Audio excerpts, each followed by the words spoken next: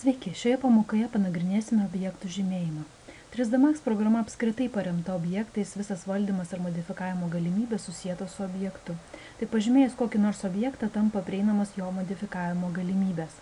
Nusipieškime paprastą dėžutę.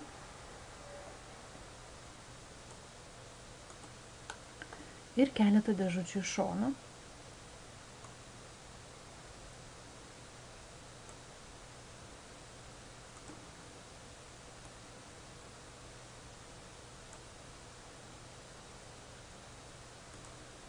Štai pažymėjus objektą, dešiniajame šone paspaudus Modify tampa prieinami būtent to objekto parametrai.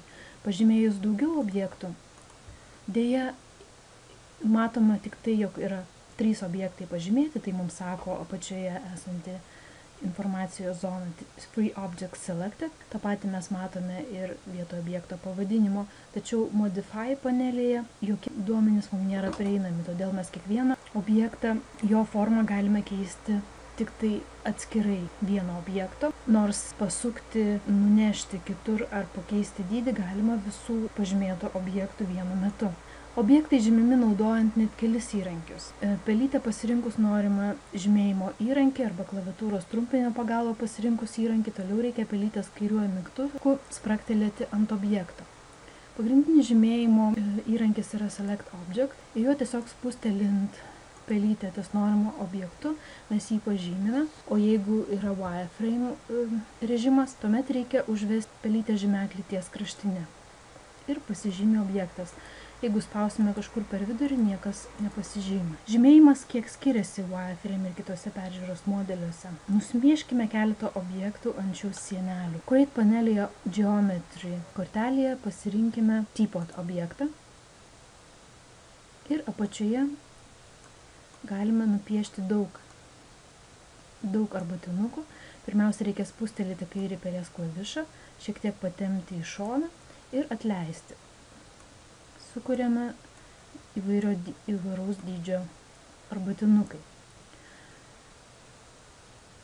Yra labai gudrus metodas AutoGrid. Tai yra, jeigu mes pažymėję AutoGrid dabar užvesime pelytę ant šoninių sienelių, pamatysime, jog objektus automatiškai braižo pagal sienelės koordinacijos sistemą. Ant kito taip pat. Jeigu mes nužymėsime AutoGrid, tuomet paišys arbatinukus taip kaip įprasta. Tai yra pagal pasaulinę koordinačių sistemą ir jie lieka iš apačios į viršų. Taip pat nusipaišykime kitokios geometrijos, spustelėkime mygtuką Lights, pasirinkime Free Light ir tiesiog spustelėkime pelytę bet kurioje ekrano vietoje. Taip pat nusipaišykime kamerą, pasirinkime Free ir nusipieškime kamerą.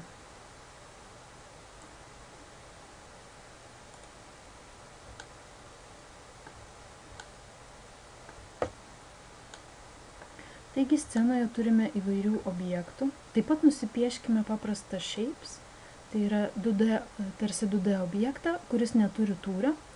Pasirinkime Circle ir nupieškime vieną apskritimą. Vienu metu galima pažymėti ne tik vieną objektą, bet ir daugiau objektų. Pasirinkime Select Object įrankį, spustelėkime vieną objektą, klaviatūroje nuspauskime Ctrl mygtuką ir jį laikydami pažymėkime įvairius kitus objektus. Kai matome, pasižymėjo daugiau objektų. Jeigu mes norime atžymėti kurį nors iš pažymėtų objektų, tiesiog reikia spustelėti klaviatūroje Alt mygtuką, jį laikant spustelėti ties norimų atžymėti objektų ir jis atžymima. Jeigu norime atžymėti visus objektus, tiesiog reikia spustelėti kairį pelės mygtuką tuščioje ekrano vietoje. Objektai atsižymi. Kad pažymėti objektai neatsižymėtų, kol dirbame programoje, yra tam skirta spynelė. Pažymėkime keletą objektų ir spustelėkime apačioje esančią spynelę Selection Lock Toggle. Ja taip pat galime pažymėti tiesiog spustelėjus klaviatūroje tarpo mygtuką. Kaip matote, dabar bandant pažymėti bet kuriuos kitus objektus, jie nepasižymi, o atžymėjus spynelės objektą vėl galime žymėti kitus objektus. Kai projektuojama scena darosi sudėtinga, joje yra įvairių objektų, ir kamera, ir šviesos, tampa sunkiau ką nors pažymėti. Labai dažnai pelyte lyg spaudi ant norimo objekto, bet niekaip negali pažymėti jo. Pasižymi visai kitas objektas. Tai ypač būdinga norint pažymėti kameras ar šviesas.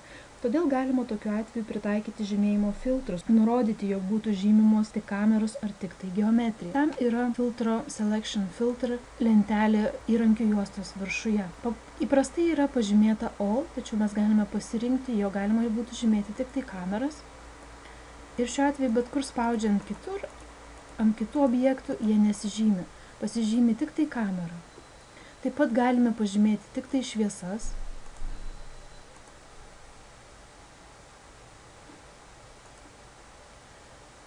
Tik tai 2D shape objektus. Tik tai geometrija, tai yra visi tūriniai objektai, bet shapes objektai nereaguoja. Helpers tai įvairūs pagalbiniai objektai ir warps įvairios efektai. Atkreiptinas dėmesys į tai, jog čia išskiriamos kategorijos, tarp kurių yra ir shapes, tai su shape įrankiu sukurtas ir nekonvertuotas į kitokį objektą. Objektas yra priskiriamas kategorijai shapes, o ne geometry. Tačiau šiaip pritaikius tam tikrus modifikatorius, jis jau žymimas kaip geometry. Ir kaip šiaip nebesižymi. Bet tarkim, pritaikius modifikatorių Editable Spline, dar vis žymisi kaip šiaip. Kitaip tariant, kol dar forma lieka tik forma, nevirsta tūriu, ji žymima kaip šiaip. Pažymime šiaip, pritaikymą modifikatorių Editable Spline. Mūsų objektas vis dar žymisi kaip šiaip. Tačiau konvertavus jį į kito lygio objektą Editable Poly, jau kaip šiaip šis objektas nebesižymi ir jis virsta geometry. Kai projektuojamoje scenoje yra daug objektų, žymėjimas darosi komplikuotas.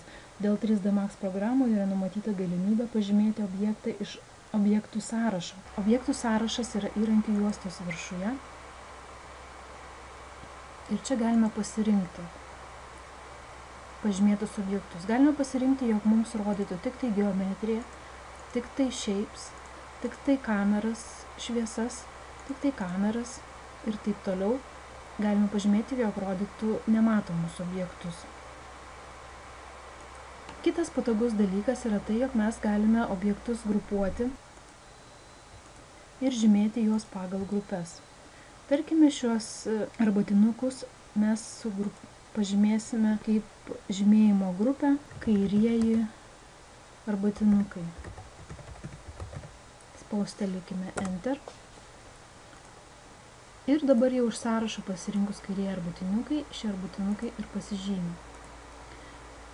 Žymėjimo grupės yra tuo patogios, jog mes galime prie žymėjimo grupės prijungti ir kameras, ir šviesas. Tai yra skirtinga geometrija, tuo tarpu pagal žymėjimo filtrus visi objektai skirstomi pagal jų pobūdį, o į Selection Sets sąrašą mes galime įtraukti bet kokius objektus, nepriklausomai nuo to, ar tai yra šviesa, ar tai kamera, ar tai yra geometrinis objektas. Galime šį sąrašą redaguoti, spustelėję mygtuką ABC įrankių juostoje. Matome, jog yra sukurta grupė kairieji arbatinukai. Išskleidus sąrašą, matome, kas įeina į šį sąrašą. Mes šį sąrašą galime prailginti arba iš jo atimti, spustelint pliuso ženklą. Tarkim, pažymime arbatinuką ir norime jį taip pat priskirti šiam Selection Set. Spustelėkime pliusiuko mygtuką ir šis arbatinukas taip pat pasižymi. Galime taip pat patikrinti. Pažymime kairieji arbatinukai, matome, pasižymėjo ir naujai prijungtas arbatinukas. Taip pat mes galime išminusuoti iš grupės, galime panaikinti visą Selection Set ir taip pat kitais žymėjimo būdais reguliuoti Selection Set. Kita žymėjimo gudrybė yra žymėjimas pelytę vedant numatytame ekrane. Per visą ekraną pasižymi visi objektai. Išskyrus, matome, nepasižymėjo kamera ir šviesos.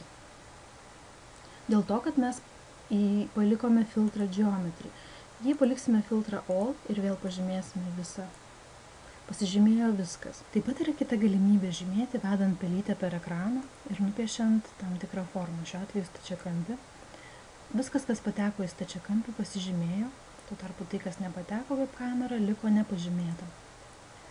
Tokiu būdu vedant per stačiakampį, kaip matome, pasižymė tik tai, kas pateko į stačiakampio vidų, o sienelės nepasižymėjo.